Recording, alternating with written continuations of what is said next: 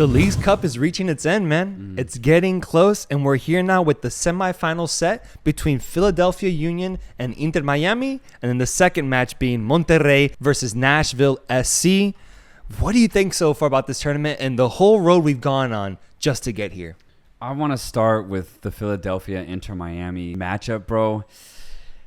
Obviously, after seeing Miami just kill Charlotte, no surprise there. Yeah. We had predicted it. I think the entire world had predicted it. No offense to Charlotte. They just didn't have it in them realistically, and they got absolutely battered. Yeah, Messi pulling the strings once again. Yep. Robert Taylor-Dovsky showing up alongside Lionel Messi and just going off, man, once again. We have Philly against Miami in Philadelphia's home with Messi's second away match scheduled to happen. The ticket prices have gone up. The stage is being set.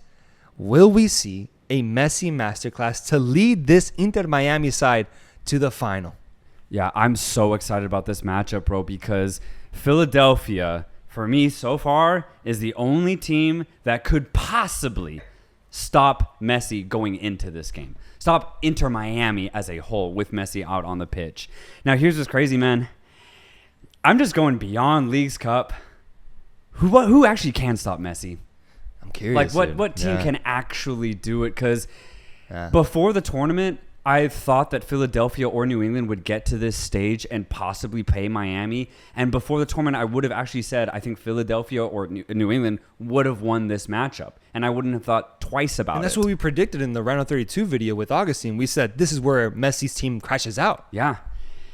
But I don't know anymore. Yeah. I really don't. Just the way that Miami are playing, I just cannot believe the impact of Messi, Busquets, and hell, Aden Alba, and the level of play that Kramaski, Taylor, even Joseph Martinez, Campana, the level that they're all playing at right now, I don't know if any team can realistically stop it. Even outside of Philadelphia, if Messi's playing, I think Miami always score. I'm curious to know what game is it going to be where Miami don't get a goal? Because at the very least, Messi can pick out any of his forwards wide open at least once in the game. So then at that point, it's just down to the efficiency of Campana, Martinez, Kramaski, hell, even Busquets if he gets a chance, you know what I mean? Taylor. So one of those guys I feel like is always going to put in their shot. So I don't know if I ever see Miami not scoring. Right, but I think that's the intrigue of this Philly team so far, because in this tournament, they've had one of the best defenses so far, man. Every game has been so tight for them, and they've been able to churn out these results. But looking at the numbers, 11 goals scored so far in this tournament for Philly, only 4 goals against, which is really impressive at this stage. And the same numbers for Inter Miami are 17 goals scored, so their offense is literally bombastic. It's what they rely on. It's what they're so good at, but 6 goals against. A little bit of more leaky defense overall. Yeah. I do think Philly poses that threat of being the best defensive side that they faced yet, but I've likened this tournament before to March Madness and college basketball, and how Inter Miami almost has that Cinderella type of energy attached to them. The only difference is Cinderella is the fucking GOAT.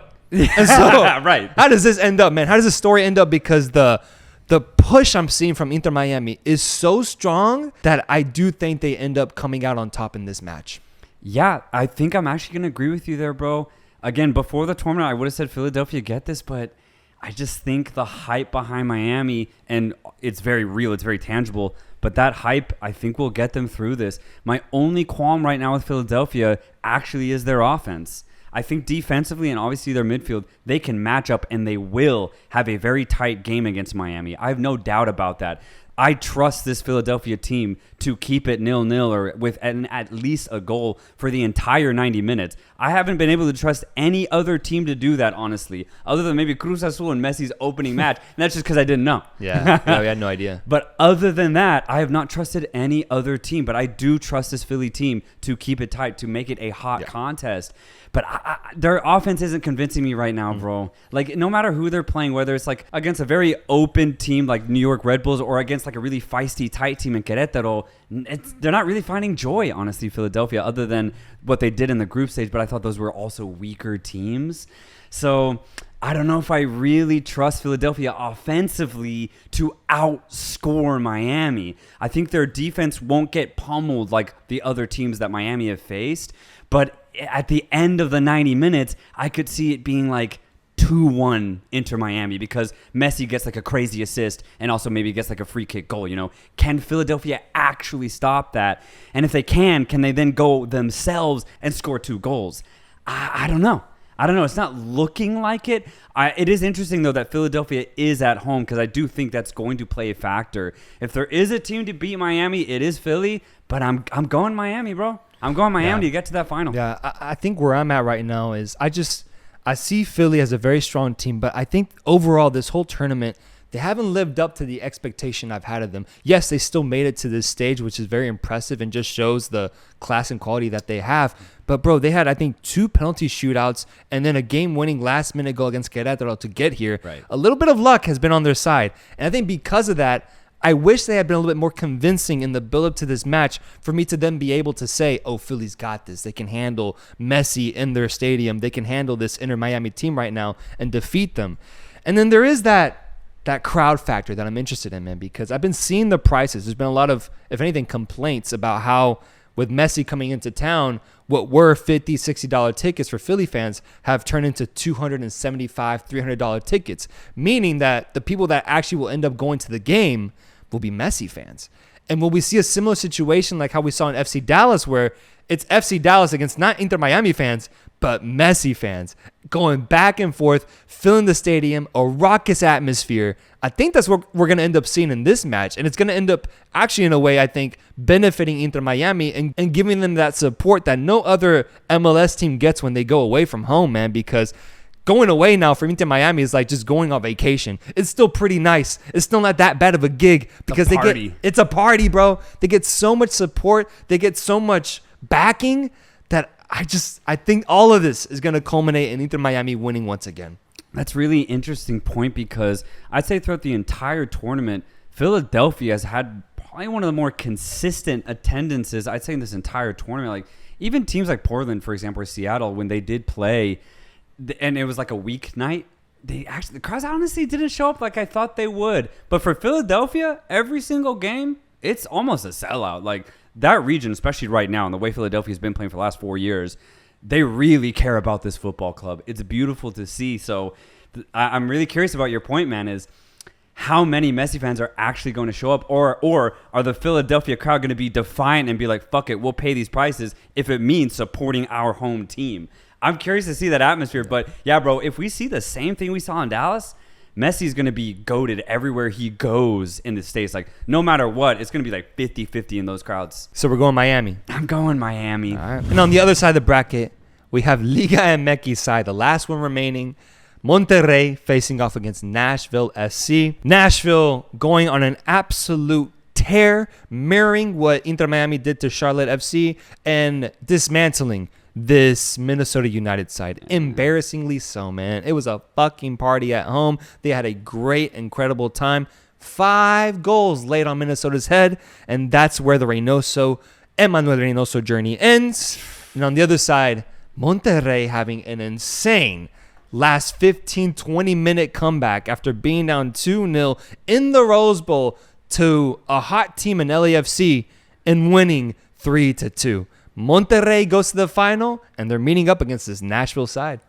Nashville getting that result against Minnesota, I would say a pretty early red card. Pretty much decided that entire encounter, honestly. I hate it when there's red cards in the first half. Don't you hate that sometimes, man? I hate it, bro, because I don't think we'll actually ever see what it could have been Minnesota-Nashville in that quarterfinal. It would have been, I think, honestly, a completely different game because after that red card, shit started to really open up, understandably so. But Nashville, yeah, I mean, they did what they had to do. Up a man, take advantage, and they definitely did. Put on a goddamn show. For Monterrey, dude, yeah, what a crazy comeback. LAFC, though, I think the reason why I had Monterrey going through is because of exactly what happened in those final 20 minutes. Anytime LAFC, especially in the last 12 months, anytime they face any sort of adversity within the 90 minutes, bro, they crumble. But bro, when they were up 2-0, you were still confident though? When LAFC started off that hot, I was like, oh, maybe I was wrong, man. Were you were aware they had those flaws that could have been exposed? Yeah, no, I was aware that it could have happened because but it would have been up to Monterrey to force it a little, of course. Yeah. But all that had to do was be forced. Yeah. That's it. Now, if Monterrey stayed quiet, LAFC would have seen out the game just like they do against most mid-table teams in the MLS. But against good teams, top tier in MLS, or a team like Monterrey, LAFC crumble when they face true adversity. They don't help themselves when they make such weird defensive mistakes, bro. A really unlucky own goal. I don't think anything could have been done about that. If anything, that's just really lucky for Monterrey. I also think Monterrey got very lucky with the penalty too, but nonetheless, a penalty in today's day and age, sure. So It was due. yeah, so 2 goals for Monterrey that I think are just lucky. I don't think they're controversial. I just think they're lucky. Yeah, but that's all it is. So, okay, that's the game, right? Monterrey will take that. It's what you have to do. You have to accept it. And then the third goal, I think, there's just really good poaching from Funes Mori. Like, supreme elite poaching, a really good finish off of off of a parried shot from the LAFC goalkeeper. He parries it wide, but not wide enough, and then Funes Mori was there and he was ready for it. LAFC just couldn't get back into the game. They couldn't stop Monterrey from pressing them even further, and it just culminated in conceding 3 straight goals, bro. Like, but that's LAFC this season, and that's why I didn't have them going to the final, and why I don't really have any faith in this team, just even in general, like even just in the MLS, as far as like repeating last year's championship. I don't think LAFC have it anymore. Yeah. I think Monterrey completely deserved it. Yeah, I agree with you, man. And we have an incredible Monterrey versus Nashville semifinal. And I want to say this. The weight of Mexico is on Monterrey's shoulder. It was already on their shoulders in that quarterfinal matchup, but they still had the hope that maybe Querétaro could do something special. Querétaro has been kicked out of this tournament. They've been sent back home. Monterrey is the last remaining team. If Monterrey can do me proud and win this matchup against Nashville FC and then go on to win the final against either Inter Miami or Philadelphia, I will get on my knees and I will walk, or rather crawl, up that fucking mountain they have in Monterrey, and I will give my gratitude to the gods of football and the gods of the goddamn mountain. Because I think if Monterrey can actually pull this off, if they can actually win this Leagues Cup tournament, being the last remaining Liga MX side in these final 4 teams, I think objectively, it's incredibly impressive. Yeah. I was looking at their record, bro. I mean, every game has been an away game for Monterrey. The fact that they've won every single match, except for one, of course, against Tigres, which was technically neutral. Even then, the fact that they've won 5 games in a row as a clear-on away team, away from home, and during these crazy traveling pressures and whatever it might be, the pressure from the media, the pressure from the people, the fact that these players have stepped up every single time so far, I think if Monterrey can actually win this tournament, it'll be so impressive, man. On par, if not even more impressive than Messi carrying this lackluster Inter Miami side that was on like a 12-game losing streak to a goddamn final. I think it will be on those same terms because the achievement is just so stark in my opinion. But they got to get by this Nashville side first, which is going to prove to be an incredibly tough test. Nashville is so feisty, man. Yeah. So ruthless. And they got some studs, man. That Canadian winger on their team, how do you say his last name? Schaffelberg? Is that what you're Schaffelberg. Dude, the kid's a baller. Dude, he's good. He had an amazing game against Minnesota, but he's been really solid all Leagues Cup. And I came to find out about him after the USA-Canada Gold Cup match where he scored that goal where he gave Canada the lead in the quarterfinals, I believe. Dude, that was my first intro to him too. Okay, cool. And that was a crazy solo. I think that's how it was for a lot of people there, man, because he stepped up in that moment. Since then, I've seen a lot of him now. I really have, and he's been incredible. Nashville has some incredible tools, and I think it's going to be an incredibly competitive game, especially in Nashville's arena. But I'm ultimately going to have to go with Monterrey here. I'm going to have to, as I cling onto this team like no other. They're my last remaining hope, and I do think they have the quality and talent to be able to play up to this team and give them an incredibly tight match. I'm going to go Monterrey, and I'm just going to have to pray to the gods and see if they can actually come through. Otherwise, we're going to see a straight-up MLS final, bro. Yeah, which would be crazy. It would be so Monterrey, though, to go to this final and win it, man. Like, it really would. That, like, because when you think about Mexico, especially in the last, like, 10, 12 years, obviously the legacy of Chivas, the legacy and history of teams like America and Cruz Azul are so big that they still exist today. But the teams that have actually, like, represented Mexico with good football and big teams has been the teams out of Monterrey, bro. That's Tigres true. Yeah. And obviously Monterrey themselves. I think they won like 3 or 4 Champions Leagues in a row between like 2011 and 2014, something like that. So obviously they've had experience of beating MLS teams like this before, bro. And for Monterrey to win the inaugural Leagues Cup, it would actually just make a lot of sense. Man. It really would. I think the game itself is going to be crazy. I think it's going to be pure chaos. The way that Nashville play just promotes chaos in general. And I think I can see this game being 1-1, 2-2. I know it's going to be close. It's going to be crazy. Penalties wouldn't surprise me at all in this game. But edging it, I have Nashville going to the final. Yeah, I do. I just think right now their offense is a little bit more fluid, and that's only because Monterrey are still trying to integrate a player like Canales into their offense, right? And I think that Monterrey's too early in their season to really go at Nashville and get a couple goals. If Monterrey defend well, which they always do, I think that's what's going to keep them close in this game. And then from there, they always have the ability to score, whether it's through Funes Mori or Maxi Mesa, for example. So Monterrey is going to be a really good team. They're going to have tremendous threat. I just think Nashville's going to edge them just barely, only because of the chemistry that they've built going into their latter stage of this season. I like it, though, because I think either one of these teams, assuming Inter Miami wins, will prove to be an incredible test for them in the final. Like, no matter what. You get a really sturdy Mexican side in Monterrey, and then a Nashville team, like you said, it promotes craziness, chaos, and they're so good at being controlled in that chaos. If they can produce that, if they can give that energy off to a Messi-led Inter Miami side, I want to see what that looks like, man. Yeah. Do we see another 4-4 result like we saw in that FC Dallas match? I'm so interested to see, but overall, I do think this is really good for the tournament. We're going to get a really nice and competitive final at the end of the day. I want it to be the Mexican side, and you're going from Nashville FC, man. So that's it, folks. We're going Inter Miami over Philly, and then that other game, I'm going Monterrey, and you're going Nashville. Yeah. Let's see what happens, man. We'll be back for that finals preview.